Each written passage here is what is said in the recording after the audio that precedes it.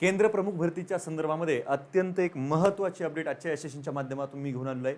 याच्यामध्ये टीईटी आणि सीटीईटीच्या संदर्भामध्ये काय आहे, त्याचबरोबर केंद्र प्रमुख भरती प्रक्रियेची जी स्थिती आहे ती काय आहे आणि येणाऱ्या कालखंडामध्ये किती लवकर ही भरती प्रक्रिया राबवली जाते त्याच्या संदर्भामध्ये जे काही निर्देश देण्यात आलेले आहेत त्याचं परिपत्रक आजच निघलेलं आहे। ते परिपत्रक नेमकं काय आहे, त्याचा अर्थ नेमका काय होतो, तो आजच्या या सेशनच्या माध्यमातून समजावून सांगण्यासाठी आजच्या या सेशनच्या माध्यमातून समोर आलेलो आहे। नमस्कार, मी अबूज पाटील आणि स्वागत करतो तुमचं टेक्स्टबुक सुपर कोचिंगच्या या ऑनलाईन लर्निंग प्लॅटफॉर्मवरती। आल्याबरोबर चॅनलवरती नवीन असाल चॅनलला सबस्क्राइब करा आणि व्हिडिओ तुमच्या सर्व कार्यरत शिक्षकांसाठी आणि या केंद्र प्रमुख पदासाठी तयारी करणाऱ्या परीक्षा दिलेल्या सर्व सहकार्यांपर्यंत निश्चितपणे पोहोचवायचा आहे। ठीक आहे, चला बघूया नेमकी काय अपडेट आहे। अत्यंत महत्त्वाची ही अपडेट तुम्हाला पाहायला मिळते आहे। बघा या ठिकाणी तुम्हाला पाहायला मिळेल की 4 जून 2026 लक्षात ठेवायची कधीची या ठिकाणी तारीख आहे, तर 4 जून 2026 ची या ठिकाणी तुम्हाला पाहायला मिळते हे परिपत्रक आहे।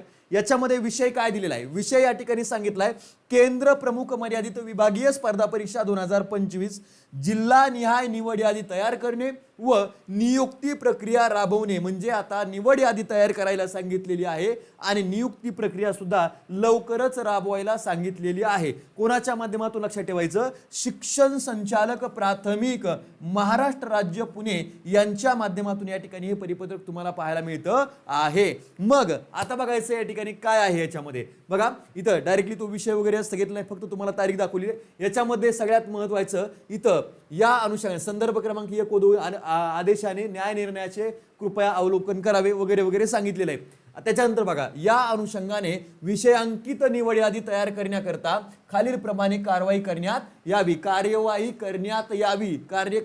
करण्याचे आदेश दिले गेलेले आहेत। ठीक आहे, शिक्षण संचालक प्राथमिक यांच्याकडे महाराष्ट्र राज्य परीक्षा परिषदेने जिल्हा निहाय उमेदवारांची यादी त्या उमेदवारांची प्रत प्राप्त केल्याच्या गुणांकाच्या उतरत्या क्रमानुसार म्हणजे मिळालेले जे गुण आहेत त्याच्या उतरत्या क्रमानुसार सोपवली आहे। सदर परीक्षा यादी सदर यादी शिक्षण संचालक प्राथमिक यांनी सदर पत्र निर्गमित झाल्याच्या दिनांकापासून 2 दिवसात संबंधित जिल्हा परिषदेच्या मुख्य कार्यकारी अधिकाऱ्यांना उपलब्ध करून द्यावी। जी यादी शिक्षण संचालकांकडे आलेली आहे हे परिपत्रक प्राप्त झाल्यापासून 2 दिवसामध्ये म्हणजे 6 जून पर्यंत या ठिकाणी ही यादी काय करायची आहे, तर प्रत्येक जिल्हा परिषदेच्या इथं सीईओना सादर करायची आहे। त्याच्यानंतर बघा मुख्य कार्यकारी अधिकारी जिल्हा परिषद यांनी प्राप्त झालेल्या यादीचे अवलोकन करायचंय। अवलोकन करून सदर यादी उमेदवारांनी प्राप्त केलेल्या गुणांच्या उतरत्या क्रमाने आहे का नाही ते चेक करायचं आणि याची खातरजमा करावी, नसल्यास त्यात त्यांच्या स्तरावर योग्य ती सुधारणा करावी आणि संबंधित जिल्हा परिषदेने मर्यादित विभागीय स्पर्धा परीक्षा 2025 करिता जितक्या पदांची जाहिरात प्रसिद्ध केली होती त्याच्या 2.5 पट, बघा किती, जेवढे तुम्हाला प्रत्येक जिल्हा परिषदेच्या माध्यमातून जेवढे जागा प्रसिद्ध करण्यात आल्या होत्या त्याच्या 2.5 पट उमेदवार अंतिम निवडीसाठी विचारात घ्यावेत। त्या उमेदवारांना यादी उपलब्ध झाल्यापासून 5 दिवसाच्या आत एक विशिष्ट दिनांकास याबद्दलचं या ठिकाणी परिपत्रक, आता हे विशिष्ट दिनांकास याच्या पुढे नेमकं म्हणणं काय ते आपण या ठिकाणी काय करूया, समजून घेऊया। बघा आता ठीक आहे, इथं तुम्हाला दिसेल, आता इथं तुम्हाला पाहायला मिळते याच्यामध्ये या ठिकाणी पाहायला मिळते की दिनांकास कागदपत्र पडताळणीसाठी पाचारण करावे। म्हणजे इथं लक्षात ठेवायचं येणाऱ्या काही दिवसामध्ये इथं बघायचं या ठिकाणी जाहिरात प्रसिद्धी त्याच्या 2.5 पट उमेदवारांना काय करायचंय, पात्रता यादीमध्ये घ्यायचंय आणि इथं 5 दिवसाच्या आत एका विशिष्ट दिनांकाला तुम्ही ठरवायचंय, जिल्हा परिषद सीईओ ठरवतील की कोणता दिनांक असेल आणि त्या दिनांकाच्या 5 तारखेला काय करायचं या ठिकाणी त्यांना कागदपत्र पडताळणीसाठी पाचारण करायचंय, बोलवायचंय। कागदपत्रांच्या पडताळणीच्या आधारे उमेदवारांची पात्रता या पात्रतेसोबत जोडलेल्या तपासणीप्रमाणे तपासण्यात यावी आणि सदर तपशील खालील उदाहरणासह स्पष्ट करण्यात यावी। या ठिकाणी सांगितल्याप्रमाणे 100 पदांची जाहिरात प्रसिद्ध केली असेल तर या ठिकाणी त्यापैकी 4 जागा दिव्यांगांसाठी राखीव होत्या, असे एकूण 1100 उमेदवार परीक्षेस प्रविष्ट प्राप्त झाले होते असे गृहीत धरून, म्हणजे उदाहरणादाखल सांगितलं त्यांनी। पक्षांनी फक्त इथं काय करायचंय, 2.5 पट बोलवणार आहेत कागदपत्र पडताळणीसाठी.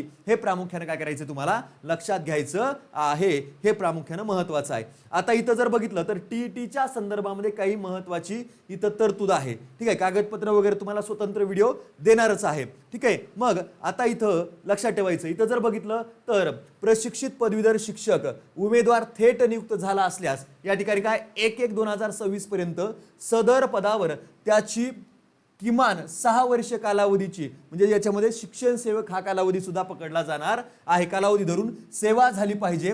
2 किंवा अधिक जिल्हा परिषदेमध्ये जरी सेवा झाली असेल तरीही ती कन्सिडर केली जाणार आहे. हे सुद्धा या ठिकाणी काय करायचं लक्षात ठेवायचंय. आणि महत्वाची गोष्ट आहे, त्याच्यामध्ये जर 15 दिवसापेक्षा जर जास्त गॅप असेल तर तो गॅप नाही कन्सिडर केला जाणार.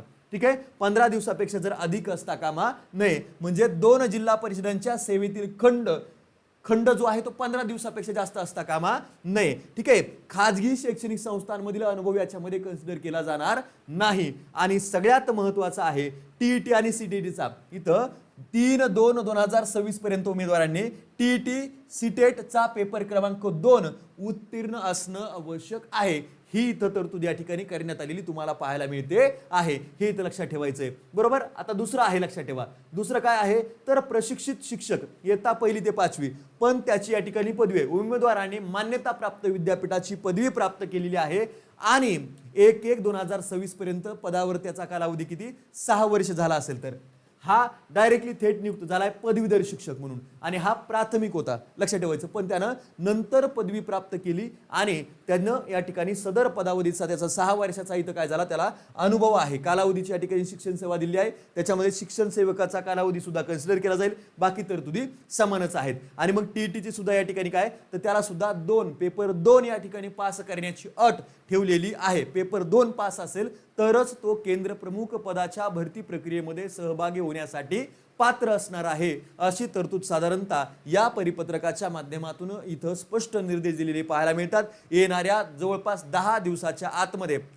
8-10 दिवसाच्या आतमध्ये या ठिकाणी याच्या संदर्भामध्ये जे काही निर्णय आहेत ते कागदपत्र पडताळणी या ठिकाणी जे यादी आहे ती प्रसिद्ध केली जाईल आणि लवकरच याची कागदपत्र पडताळणी सुद्धा इथं केली जाणार आहे. त्यामुळे तुम्ही कागदपत्रासह उपस्थित राहायचं आहे. आणि लवकरच तुम्हाला या ठिकाणी काय करतोय तर कागदपत्र कोणती घेऊन उपस्थित राहायचंय त्याबद्दलचं सुद्धा काय करतो या ठिकाणी इथं माहिती उपलब्ध करून देतो एका व्हिडिओच्या माध्यमातून. ठीक आहे, मग आजच्या व्हिडिओमध्ये एवढीच माहिती तुमच्या सर्व सहकार्यांना शेअर करा आणि चॅनलवरती नवीन असाल तर चॅनलला मात्र सबस्क्राइब करायला विसरू नका. Thank you so much. All the best all of you.